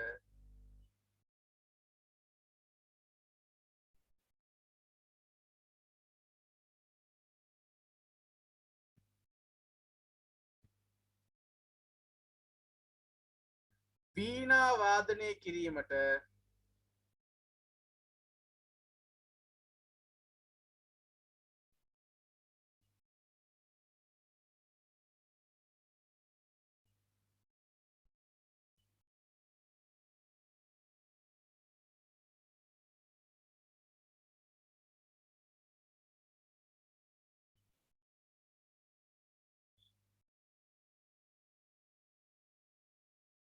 වීණා වාදනය කිරීමට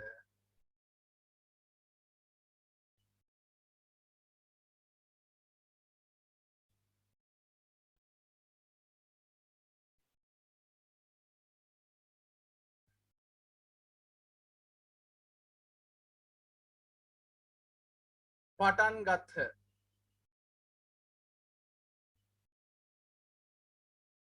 පටන් ගත්හ.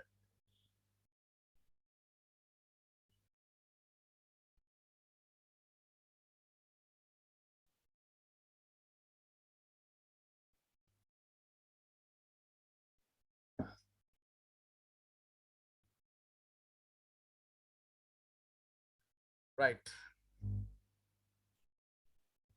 කට්ටි කෙනනේ නෑස දහමාරණකං එපාගේ දහමාරට පස්සෙ තියමු කියලා වැඩි මේමන පුතා මත් ආසද මත් පන්ති පටගන්නක මත් ලැස් ලයිට රෑ දොරහමාරක මේ කරගනන්නේ හැබැයි එකම දේ තමයි අපිහිම කරන එක හොඳ නෑන මොකද හෙට විභාගයක් තියාගෙන සිංහලත් ඉවරයින මේ කොල්ලන්ගේ විභාගවල එතකොට අපි දැන මේ කොල්ලන් විභාග තිීලියන අයව හිර කරන එක හොඳ නෑනේ එනිසා අපි අද ඉවසමු දැන් අපි ලබරස දිගට කරන ලබරස විභාගය ඉවරයි අදට අපි ඉවසමු ලබරසෙන් දිගට කරු අපි ඇති වෙන්න දැන් ඕගලන්ට තේරෙන්නේ ඉස්සර රෑ 12 මාරක පුට්ටනිය ඇඹරෙනවා දැන් 12 මාර වෙනකන් නැති වුණාම දැන් අවුල් පොට්ටන්නේ ඒවා කියන්නේ වැඩ අර වැඩ කරන මූඩ් එකට වැන්නට පස්සේ ඉතින් ගැලුණාම හරියම මං අර කිව්වේ ඉස්සර එකපාරට ගෙදරට කොටු වුණාම දැන් ආයි පාරක් ගෙදරට කොටු වෙන්න වෙයිද දන්නේ නැහැ මේ යන විදියට ආයි අදත් 740 ගානක් එතකොට මේ අර වැඩ කරන මූඩ් එකට වැටුණට පස්සේ ඒක නැති වුණාම හරි අමාරු. ඒක තමයි ඔය ඔයගලන්ට වෙලා තියෙන්නේ. ඒක සතුටුයි මට. අදට අපි ඉවසමු. right. 6 වෙනි කවි.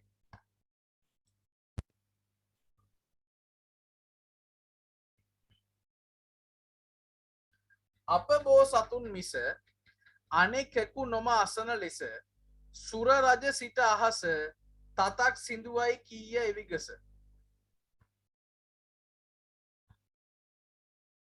හය කරේ නෑ නේද?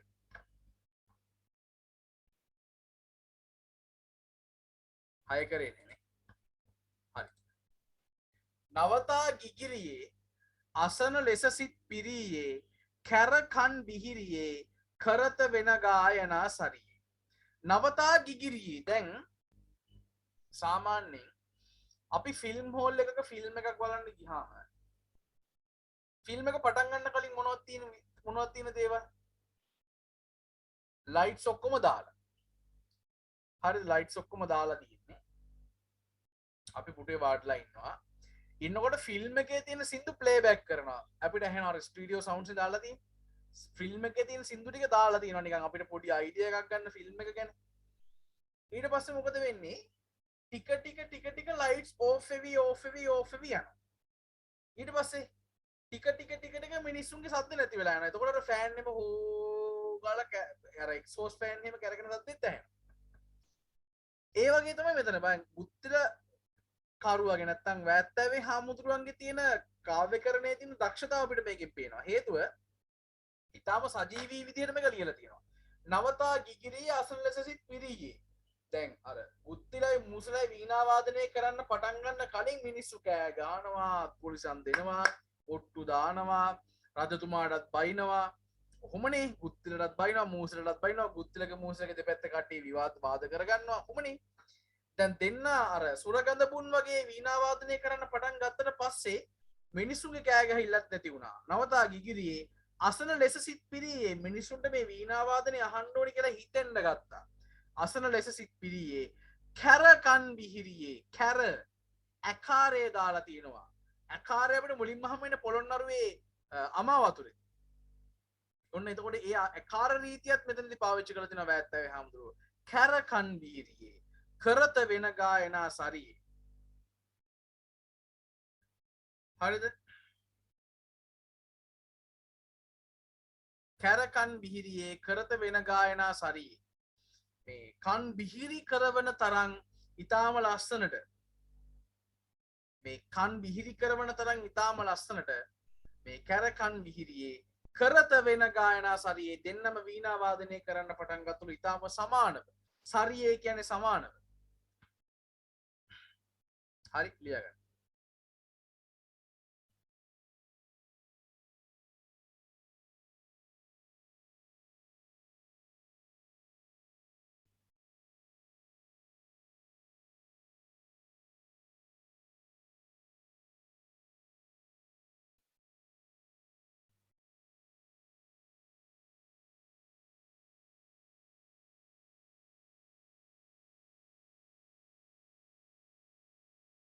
රයිට් ලියන්න.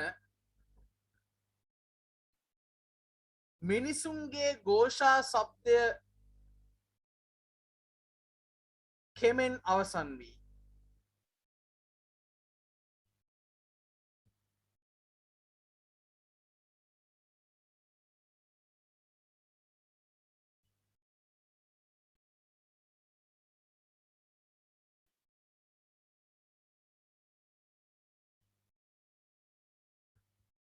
මිනිසුන්ගේ ഘോഷාව කෙමෙන් අවසන් වී යන අතර වීණා වාදනය ඇසිය යුතු බවට මිනිසුන්ගේ සිත් පෙළඹෙයි. වීණා වාදනය ඇසිය යුතු බවට මිනිසුන්ගේ සිත් පෙළඹෙයි. වීණා වාදනය ඇසිය යුතු බවට මිනිසුන්ගේ සිත් පෙළඹෙයි.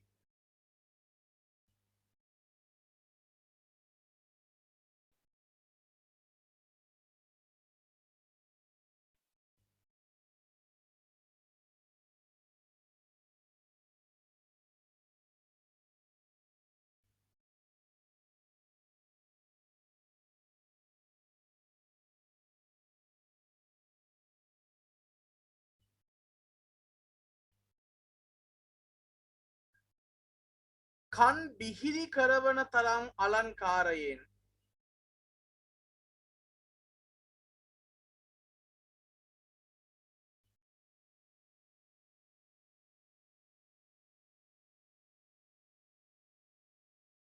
කන් බිහිරි කරවන තරම් අලංකාරයෙන්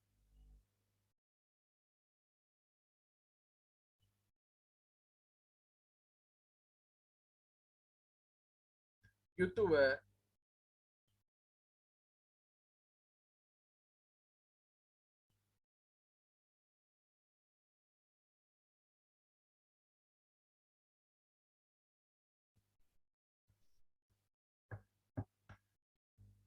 ගුත්තිල පඬිවරයා සහ මූසිල ශිෂ්‍යයන් දෙදෙනා ගුත්තිල පඬිවරයා සහ මූසිල ශිෂ්‍යයන් දෙදෙනාම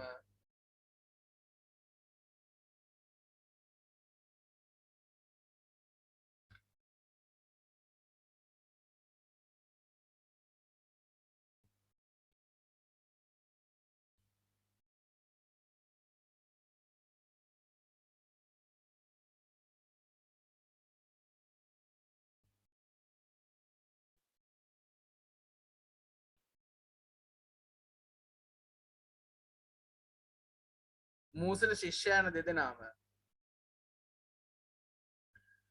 ඉතා සමානව ඉතා සමානව වීණා වාදනය පටන් ගනී. ඉතා සමානව වීණා වාදනය පටන් ගනී.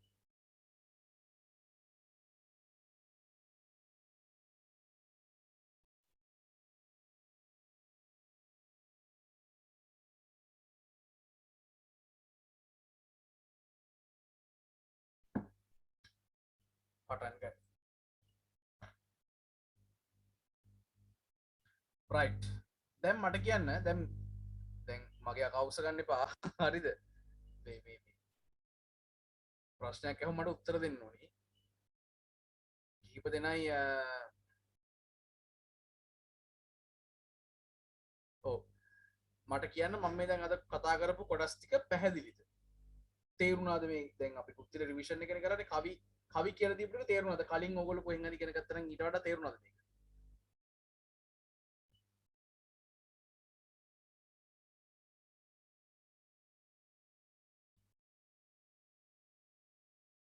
ඔව් සර් හොඳට තේරුණා නේද?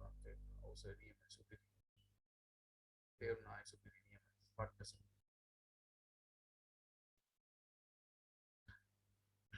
හරි දිනදී ඔයා මට මෙසේජ් එකක් දාන්න WhatsApp එකකින් මම මේ වැඩේ කරලා දෙන්නම්.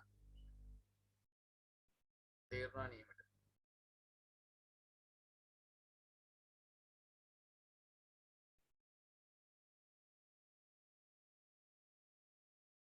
ඔව් සර් නියමයි. Thank you. ඒ කියන්නේ මට මේ මම හොඳයිද කියලා දැනගන්න මට ඕනේ ඕගලන්ට මේක තේරුණාද කියලා. රයිට්. සින්දුවක් කියලා කියන්න බැරිද? අද බෑ නේද? අද උනේ.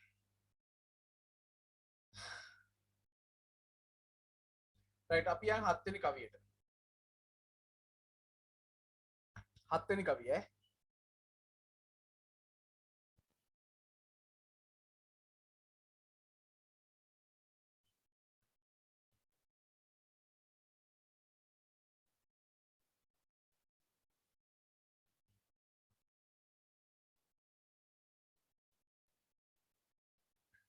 අපබෝ සතුන් මිස අනෙකෙකු නොම අසන ලෙස සුර රජ සිට අහස තතක් සිඳුවයි කීයයි විගස. මොකද්ද දැන් මේ කියන්නේ? අපබෝ සතුන් මිස දැන් රාජ සභාවේ රජතුමා ඉන්නවා, උඩින් ඇවිල්ලා ඉන්නවා කවුද? ශක්‍රයා ප්‍රමුඛ දිව්‍ය සේනාව, ඊට පස්සේ වටේ මිනිස්සු ඉන්නවා.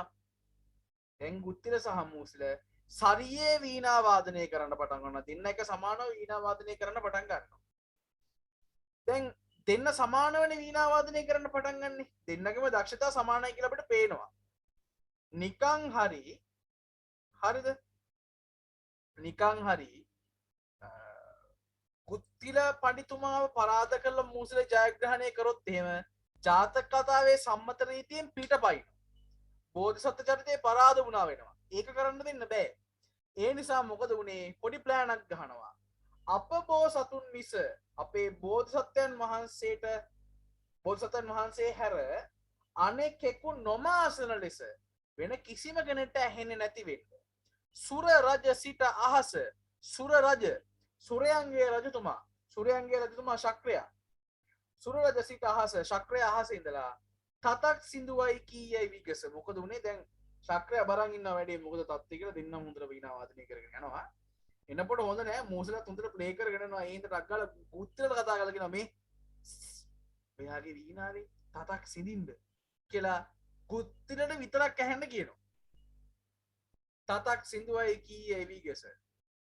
අනේ මොකද වුණේ? අපේ බෝධිසත්වයන් වහන්සේට විතරක් ඇහෙන්න අනිත් කිසිම කෙනෙක්ට ඇහෙන්නේ නැති වෙන්න සුර රජ සිට අහස ශක්‍ර දේවේන්ද්‍ර රාජා අහස ඉඳලා කියනවා තතක් සිඳින්න. ඔයාගේ වීණාවේ තතක් කඩලා දාන්න, ස්ට්‍රින්ග් එකක් කඩලා දාන්න කියලා කිව්වා. කවුද කිව්වේ? ශක්‍රයා. කාටද කිව්වේ? ගුත්තිලට. අපි ලියමු මේ කොටස.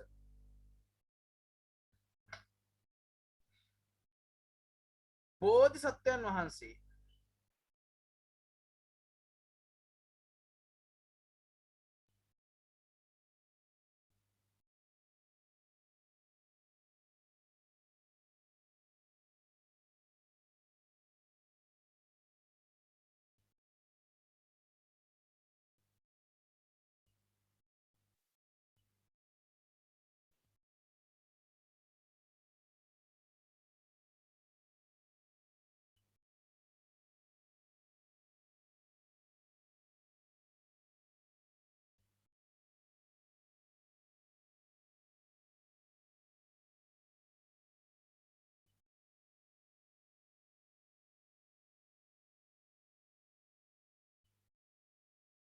බෝසතන් වහන්සේ ජයග්‍රහණය කරවීම පිණිස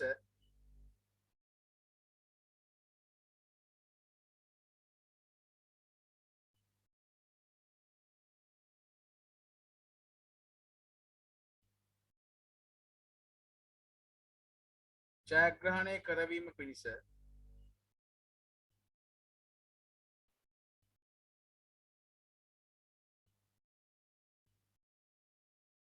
ශක්‍ර දේවේන්ද්‍රයා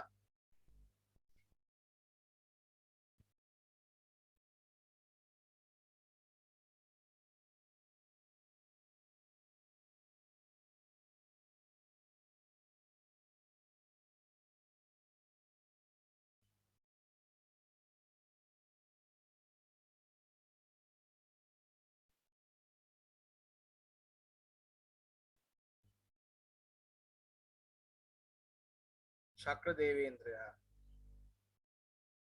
උපක්‍රමයක් යොදයි.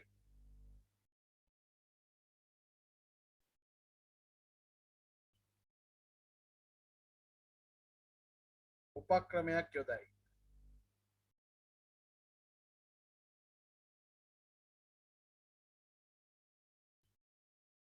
උපක්‍රමයක් යොදයි. ඒ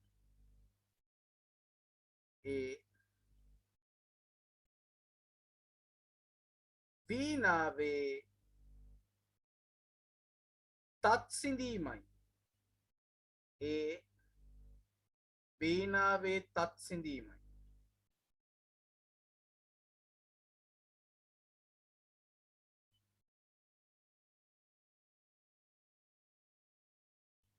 ශක්‍රයා එය පවසන්නේ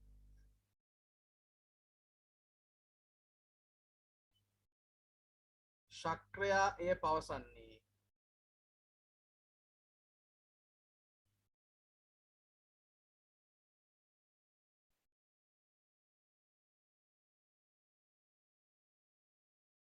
ශක්‍රයා එය පවසන්නේ ගුත්තිල පඬිවරයාට පමණක් ඇසෙන පරිදිය. ශක්‍රයා එය පවසන්නේ ගුත්තිල පඬිවරයාට පමණක් ඇසෙන පරිදිය.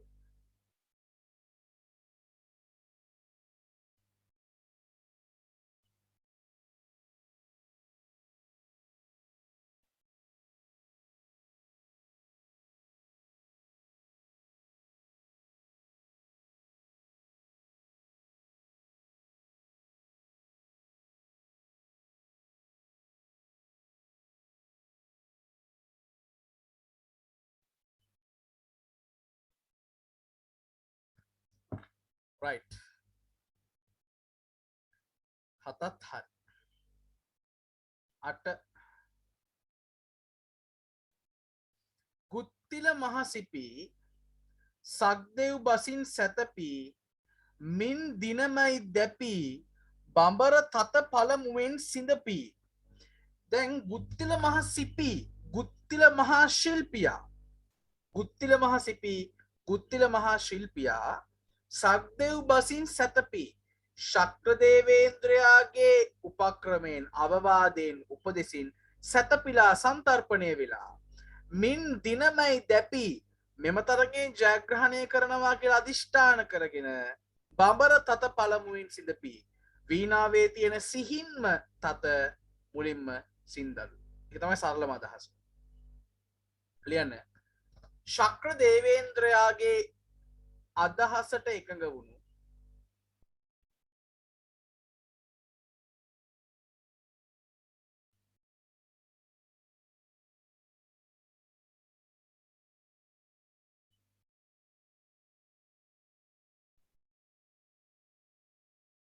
අදහසට එකඟ වුණු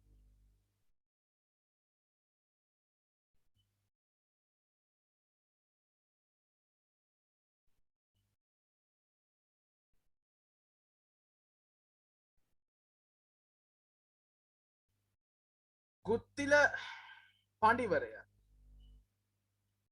ගුත්තිල පඬිවරයා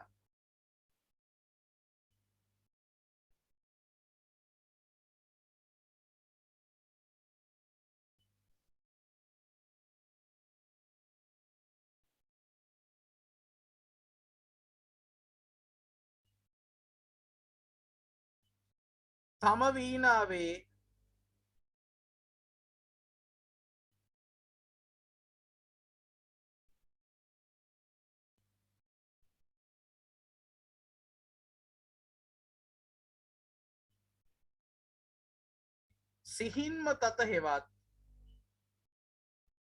සිහින්ම තත හෙවත් බඹර තත සිහින්ම තත හෙවත් බඹර තත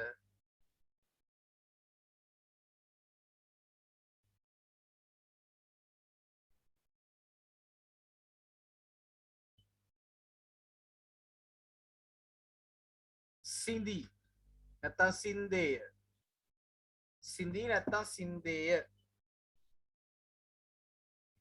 සින්දේය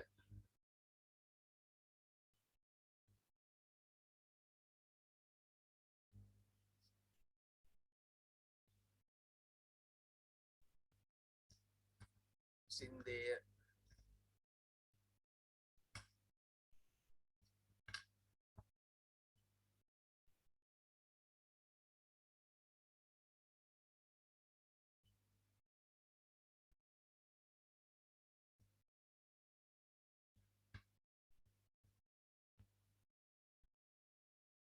right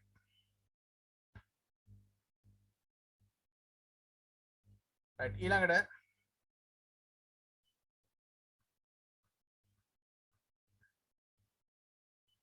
තත මතුද සින්දේ පිළිමල් දපද සින්දේ යස දිගත ඇන්දේ විජය සිරිසඳ ගෙන වැළැන්දේ. ඒ කියන්නේ මොකක්ද? තත මතුද සින්දේ මතු කියලා කියන්නේ පමණක්ද කියන අදහස. තත විතරද සින්දේ නෑ පිළිමල් දපද සින්දේ පිළිමල් කියලා කියන්නේ ප්‍රතිමල්ලවයා තරගකාරුවා විරුද්ධවාදියා ප්‍රතිපක්ෂවාදියා කියන අදහස. පිළිමල් දපද සින්දේ යස දිගත ඇන්දේ විජය සිරිසඳ ගෙන වැළැන්දේ. තත මතුද සින්දේ තත විතරද සින්දේ නෑ පිළිමල් දපද සින්දේ ප්‍රතිමල්ලවයාගේ අභිමානයත් සිඳලා දැම්මයි. යස දිගත ඇන්දේ ඒ ප්‍රතිමල්ලවයාගේ අභිමානය සිඳපු එකෙන් වුණේ ගුත්තිලගේ කීර්තිය සෑම දිශාවකම පැතුරුණ එක යස දිගත ඇන්දේ විජය සිරිසඳ ගෙන වැළැන්දේ. ජයග්‍රහණය කියන ශ්‍රියා කාන්තාව අරගෙන මෙහිම වැළඳ ගත්තා වගේලු. එක සංකේතයක්. අපි ලියමුනේ මෙහෙම ගුත්තිල වීණාවේ තත සිඳි නිසා ගුත්තිල වීණාවේ තත සිඳි නිසා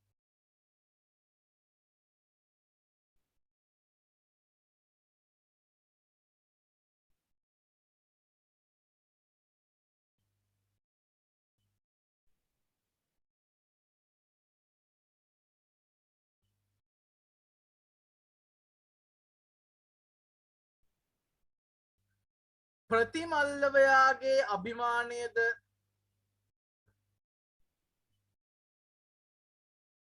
ප්‍රතිමල්ලවයාගේ අභිමානයද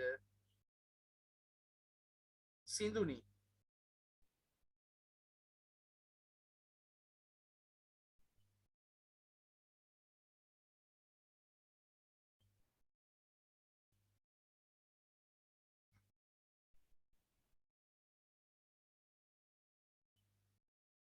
එමගින් එමගින් එමගින් එමගින් ගුත්තිල පඬිවරයාට එමගින් ගුත්තිල පඬිවරයාට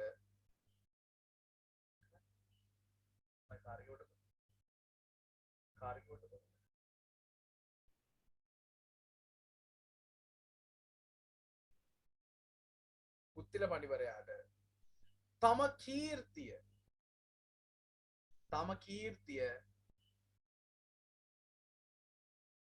තම කීර්තිය සෑම දිශාවකම පැතිරවීමට තම කීර්තිය සෑම දිශාවකම පැතිරවීමට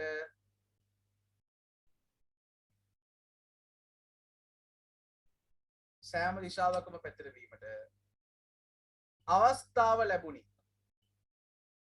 සෑම දිශාවකම පැතිරවීමට අවස්ථාව ලැබුණි.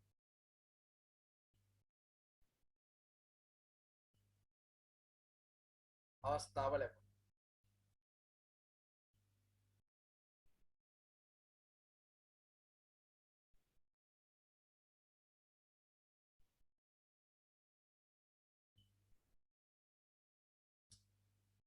right දැන් එතනින් එහාට